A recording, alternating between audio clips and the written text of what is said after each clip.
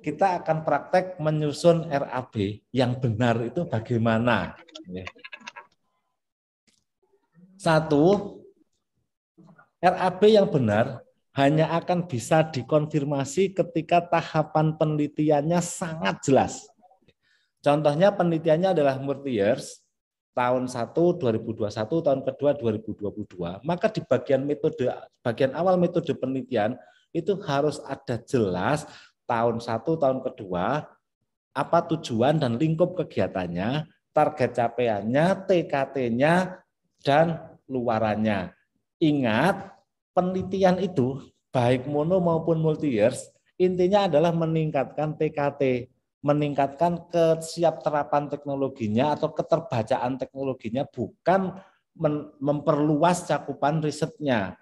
Maka misalnya tahun pertama itu adalah investigasi efek pendinginan aktual, katakanlah pada LPG, TKT-nya yang akan dicapai adalah TKT level 3 tapi 60% dulu. Luarannya publikasi pada jurnal internasional ya, dan seminar internasional. Nanti dicek RAB-nya. Apakah di bagian luaran itu menyebutkan publikasi internasional dan seminar internasional. Jika ada tambahan seminar nasional dan seterusnya dan tidak terkonfirmasi di dalam metode, maka pasti itu tidak akan akuntabel. Lalu tahun kedua adalah publikasi internasional dan paten. Disitulah maka metode itu akan menggerakkan kita ke penyusunan RAB. Yang kedua konsepnya, ini tahapannya jelas ya. Misalnya tahun pertama penelitian itu akan dimulai dengan menyiapkan peralatan apa saja, konverter kit, chiller, blower, piping, alat ukur properti, air, udara, bahan-bahan lainnya. Kalau perlu detail. Lalu ini siapa yang terlibat? Adalah peneliti 1, P1, peneliti kedua, P2, peneliti asisten 1, asisten 2. Boleh ditambahkan dengan foto ya untuk menggambarkan lingkup riset, tahapan dan juga pembagian tugas yang jelas. Jadi kalau seperti ini kan pembagian tugasnya jelas. Setelah menyiapkan peralatan dilanjutkan dengan studi apa. Ini adalah bahasa-bahasa TKT.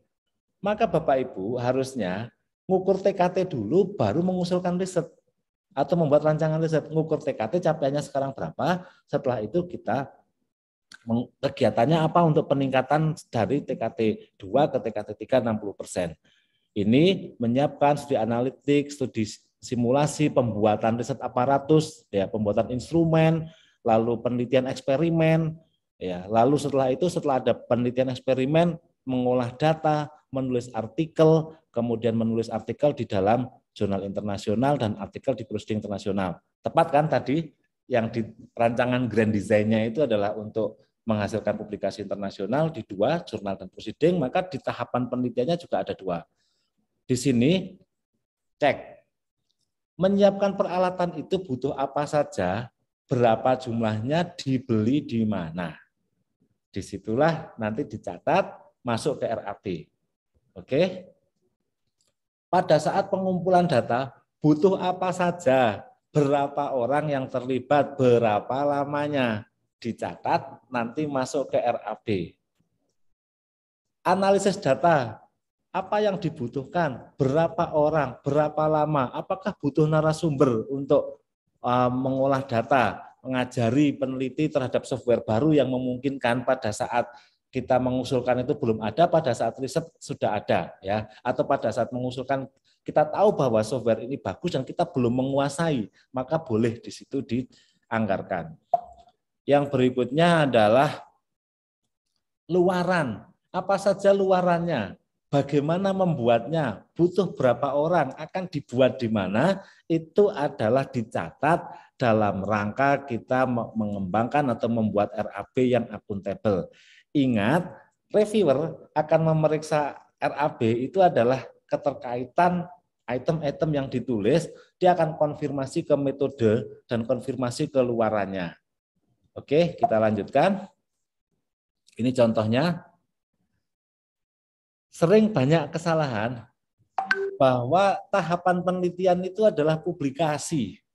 Padahal publikasi itu bukan kegiatan riset. Ya.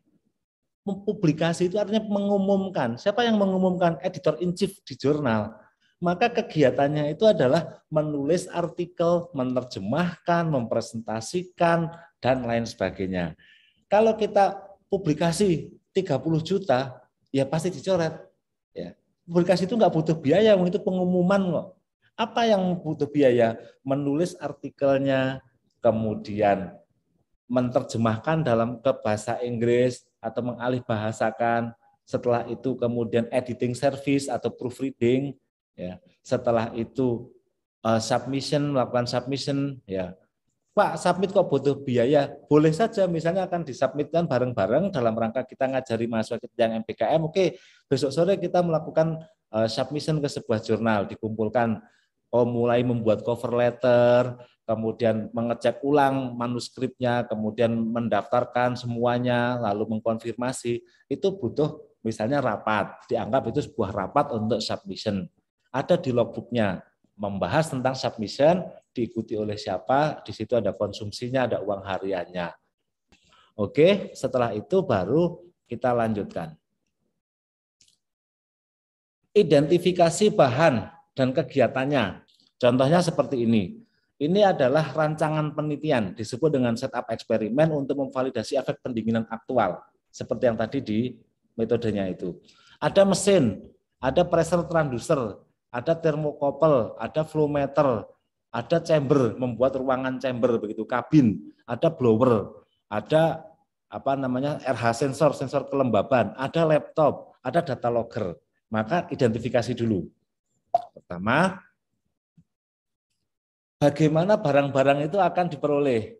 Misalnya data loggernya akan diperoleh dengan cara membeli. Berapa yang harus dibeli? Ya. Pressure transducernya membeli. Berapa jumlahnya? Apa speknya? Mesinnya sewa. Ke siapa? Harga sewanya berapa? Laptop milik sendiri, tapi perlu software. Kita berlangganan software atau software yang lisensi, dan kita ketika untuk menginstalnya kita butuh biaya, boleh. Tetapi mengadakan laptopnya tentu tidak bisa. Setelah itu ruangannya atau chamber ini, ya, atau alat-alatnya, apakah dibuat? Kalau dibuat perlu bahan apa? Sewa alat-alat untuk membuatnya. Kemudian berapa asisten peneliti yang dilibatkan? Berapa konsumsi harus disediakan, berapa uang harian yang harus disediakan. Pastikan bahwa semua pembelian alat misalnya atau bahan sudah memperhatikan pajak jika tidak mengurus pembebasan pajak. Bagaimana kalau yang sosial? Tadi kan contohnya kan teknik, yang sosial. Misalnya peta rencana target tahun kedua itu adalah menghasilkan hak cipta model GSMDE dan keberlangsungan usaha UMKM. Ini saya screenshot dari proposal rekan kami. Ada kegiatannya menyiapkan material riset melalui klasifikasi klaster, kemudian implementasi melalui penelitian survei, lalu uji validasi, review instrumen, lalu membuat instrumen, mengurus hak cipta. Maka di sini bisa dilihat pada saat menyiapkan material butuh apa saja, berapa kali dilakukan forum group discussion. Lalu selanjutnya adalah pengumpulan data, ya. Butuh apa saja, siapa narasumber yang akan diundang, berapa jumlahnya, berapa kali. Setelah itu luarannya, hak cipta misalnya, bagaimana cara membuatnya, butuh berapa orang, butuh biaya berapa, di mana akan dibuat. Nah, ini dilakukan identifikasi terhadap tahapan penelitian harus jelas. Masukkan dulu ke Excel ini. Setelah itu baru kita masukkan angka-angkanya. Nah, begitu penggunaannya, justifikasinya sudah jelas, angkanya sesuai SBM, maka di tracking ke sebelumnya pasti ya ketemu semua bahwa item-item anggaran ini ketika diaudit atau disamakan, diperiksa kesesuaiannya dengan metode itu di situ adalah sama atau berhubungan. Contohnya ini, contoh prakteknya, karena kita tidak bisa melakukan live filling di Simulitapmas, saya mencoba membuatkannya di Excel. Kalau di rancangan eksperimen tahun pertama itu di sini ada ini, alat-alat ini, maka semua alat yang di sini harus tercatat di sini. Ya. Converter kit Ada nggak di sini? Ini converter kit ya, vaporizer nih. Lalu chiller, electric blower di sini ada. Shut off valve, shut off valve. Di sini ada shut off valve. Thermocouple, pressure sensor, THD dan seterusnya detail dengan harga yang dikeluarkan oleh penyedia produk. Misalnya dibeli melalui Autonic ya atau melalui National Instrument atau yang lain. Satuannya jelas, volumenya berapa, harga satuan dan jumlah. Di tahun kedua yang dibeli sudah beda lagi. Karena risetnya yang tahun kedua sudah di sini misalnya awalnya menggunakan mesin, sekarang sudah menggunakan mobil. Maka yang dibeli hanya LPG, cooler, dan barang persediaan misalnya dalam bentuk apa. Jangan mengulangi.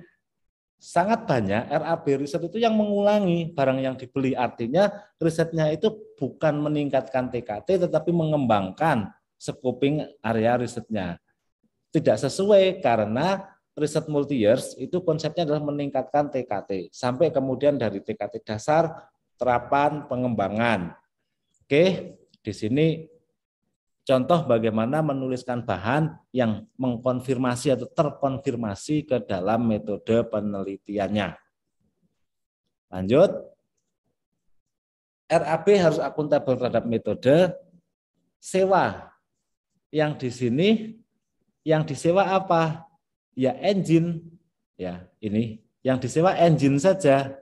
Ya, volumenya 8 bulan, bukan 8 unit itu maaf. 8 bulan kali 500.000, 4 juta. Lalu di sini tahun kedua yang disewa mobil 1 unit karena 8 bulan kali 3 juta maka 24 juta untuk nyewa mobil untuk digunakan penelitian selama 8 bulan.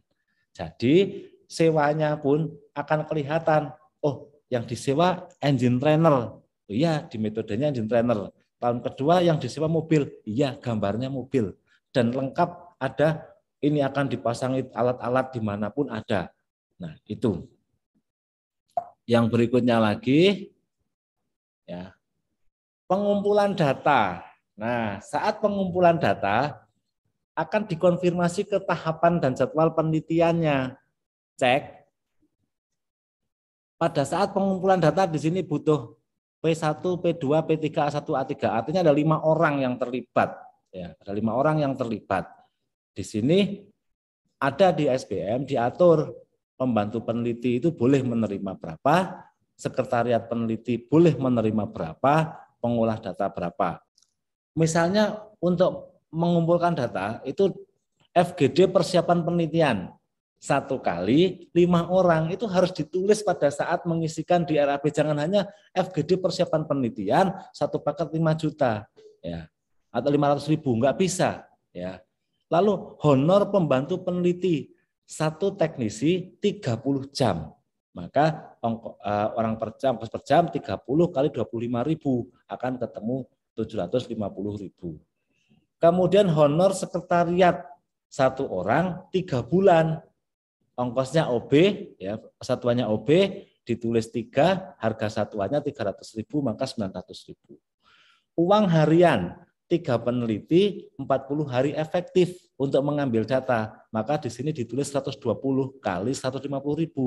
Sehingga angka 120 ini terkonfirmasi. Di sini digunakan oleh 3 peneliti mengambil data 40 hari. Uang harian rapat di dalam kantor. Misalnya rapatnya 6 kali selama proses pengambilan data 5 orang. Lah kok 5 orang? Ya, yang 2 adalah asisten penelitinya diajak rapat. Maka di sini 6 kali 5 ya. 30 kali 150.000 misalnya. Biaya konsumsi 5 orang kali 40.000. Kan tadi mahasiswa asisten peneliti yang kita ikutkan itu ya, kan harus diberikan konsumsi ketika ikut mengambil data. Sehingga 200 itu dari 40 hari kerja efektif 5 orang. Kok 3 bulan? 3 bulan harusnya kok 90 hari. Mengapa di sini 40 hari? Karena kita dosen, tidak hanya meneliti saja. Ya, harus mengajar, harus kegiatan penunjang yang lain, pengabdian dan seterusnya. Sehingga kita hanya menyediakan waktu misalnya 3 hari dalam seminggu atau 2 hari dalam seminggu. Akumulasikan misalnya ketemunya sekian. Oke, 200 kali 40.000. Honor pembantu lapangan. Siapa yang tadi mahasiswa itu 2 orang 80.000 efektif karena dia direkognisi sebagai peneliti, dia akan dibayarkan di sini 80 kali 80.000. Ya, selama 3 bulan ini akan diberikan 2 orang itu 6.400.000 dibagi 2. Kira-kira begitu. Oke. Ini yang misalnya mengakuntabelkan antara anggaran dengan tahapan penelitian. Sehingga angka-angka ini bisa ditelusuri ke dalam metode dan bisa ditelusuri ke dalam SBM-nya. Pembantu lapangan misalnya di sini 80.000. Oke, kita tulis di sini 80.000. Sekretariat peneliti 300.000, di sini 300.000. Jadi tidak ada yang terlampaui. Oke, setelah itu analisis data. Analisis data tentu di bagian tahapannya kelihatan. HR sekretariatnya 2 bulan ini untuk mengolah data, menganalisis sampai menghasilkan data itu valid, katakanlah. Administrasinya 2 bulan lagi, tadi 3 bulan, sekarang 2 bulan. Berarti sudah 5 bulan ini riset kita. Ya. HR pengolah data, 1 orang paket per tahun, maka ini ada satuannya paket 1.540.000. Narasumbernya, bagaimana kita akan mengundang orang yang bisa menghadirkan. Ini kita punya data yang sangat acak, yang raw data, dan akan kita sajikan dengan cara-cara yang lebih bagus, lebih modern. Kita undang seorang narasumber, bagaimana dia bisa menyajikan data itu dalam bentuk yang warna, yang macam-macam. Oke, misalnya per jam narasumbernya adalah kelas tertentu gitu, yang 1 jamnya 750.000, maka 3 juta. Berapa kali? Silakan, misalnya kalau narasumbernya 2 kali ya ditulis di sini, 2 kali 1 orang, 4 jam masing-masing. Berarti nanti akan di sini ditetapkan menjadi 8. Lalu biaya analisis sampel, uji apapun, ini enggak ada di SBM. Maka ketik saja di Google, ya, jasa pengujian GCMS misalnya. Nanti UGM punya tarif sendiri, UI punya tarif sendiri, Undip punya tarif sendiri. Nah, silakan kita mau kemana pengujiannya. Katakanlah di sini 3 sampel kali 400.000. Uang harian 4 orang 24 hari. Kemudian di sini kalau 24 hari, di sini 2 bulan, berarti dalam 1 bulan itu kita mencurahkan waktu kita untuk penelitian adalah 12 hari. Nah, kalau 12 hari per bulan dibagi 4, berarti dalam 1 minggu itu kita 3 hari di laboratorium atau di lapangan untuk melaksanakan penelitian. Lalu biaya konsumsi juga 4 orang 24 hari. Kalau uang hariannya 24 hari, ya biaya konsumsinya 24. Jangan uang hariannya 24 hari, tetapi biaya konsumsinya karena copy paste dari yang sebelumnya 48 atau 56. Nah, ini akan dikurangi oleh reviewernya. Baik, kita lanjutkan ke luaran. Nah, ini luarannya adalah kita janjikan diklaim di sistem di Simritapmas adalah publikasi pada jurnal internasional Q1 atau Q2 dan seminar internasional. Lebih bagus lagi sebenarnya disebutkan jurnalnya apa, kasih link URL-nya supaya reviewernya mudah mengecek, oh ya ini APC-nya katakanlah 20 juta. Oke, 20 juta. Oh, APC-nya 8 juta. Oke, 8 juta. Mari kita cek. Di sini HR sekretariatnya lagi 2 bulan lagi. Ya. Berarti di sini ada volumenya 1 orang 2 bulan, harusnya ini 2 bukan 1, maaf ini ya. Lalu uang harian rapatnya 4 orang kali 24. Uang harian rapat sekian. Lalu biaya konsumsi 4 orang kali 24 hari. Publikasi di jurnal itu biayanya bermacam-macam. Pertama adalah penulisan manuskripnya. Maka per lembar biayanya berapa? 250.000 menggunakan SBM. Di sini ada alih bahasa, ya. Satuan biaya penerjemahan dan pengetikan, katakanlah yang paling dekat kan ini gitu. Bahasa Inggris 250.000. Kita estimasikan di sini adalah 20 halaman. Lalu publikasi di jurnal, proofreading. Setelah kita tulis, kita harus proofreadkan ke native speaker atau ke penyedia jasa. Dan ini ada yang murah, ada yang mahal. Silakan kita cek, kita pilih.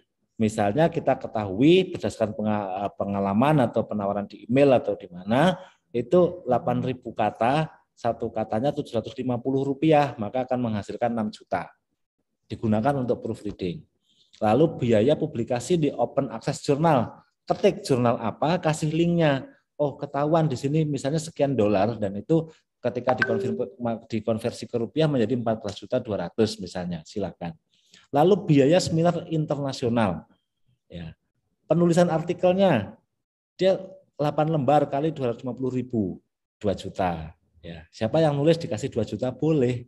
Ya. Publikasi seminar internasional, proofread. Oh, diperkirakan 3.800 kata. Maka akan mengeluarkan atau membutuhkan biaya 2.800.000. Lalu publikasi seminar internasional, seminar fee-nya. Satu artikel bayarnya 3.200.000 untuk biaya seminarnya.